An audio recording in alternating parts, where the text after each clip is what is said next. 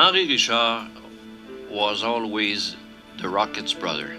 Even today, he goes on the street, he is still the Rocket's brother. This guy is a Hall of Famer. Always been known as a Rocket brother. I always remember my father used to say, people used to talk to my father and then say, Maurice is a great hockey player.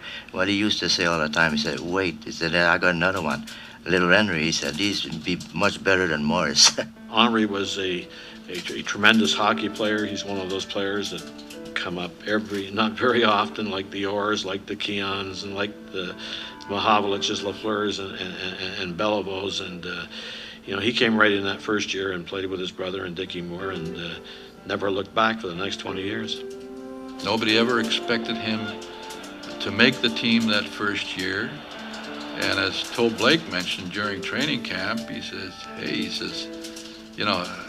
I had no plans for this kid. He says, but every time you look up, the kid's got the puck and nobody can take it away from him. So I think he's going to make this team. He was a type of hockey player that never missed a game even when I played before him for 13 years.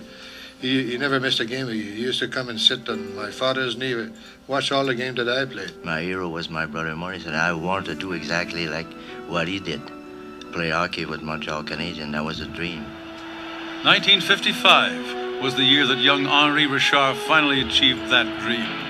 But in truth, Henri had never been very far from the mind of the Montreal management. I was asked to go and see Mr. Selke upstairs. And of course, I couldn't speak a word of English, so Maurice came up with me. And as we went in, Mr. Selke asked Maurice, do you think Henry is ready to play with the team?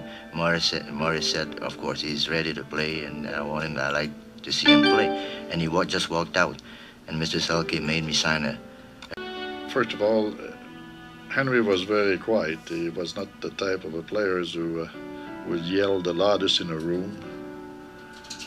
Henry, all through his life, went through his career, and it was not easy.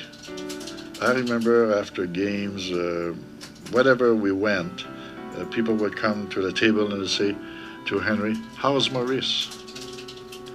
Henry always answered very politely, and like he did on the ice, he played his own game.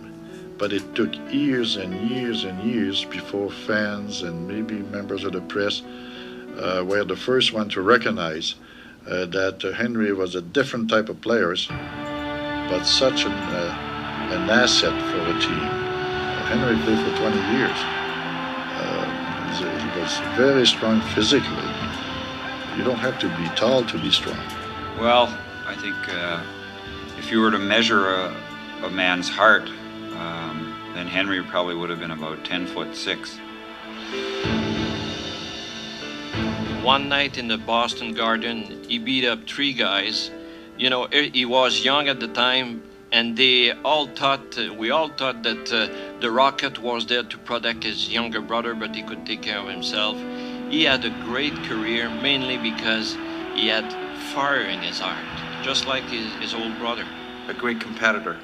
A guy that came to play every night. I could see it, he never really smiled. When he scored a goal, he never really got excited, but there was no such thing as a big guy in front of him. We had great hockey player, great team, and I was kind of being at the right place at the right time. I say that often, but which is a little true. Anywhere else, I don't think I would be able to win 11 Stanley Cup.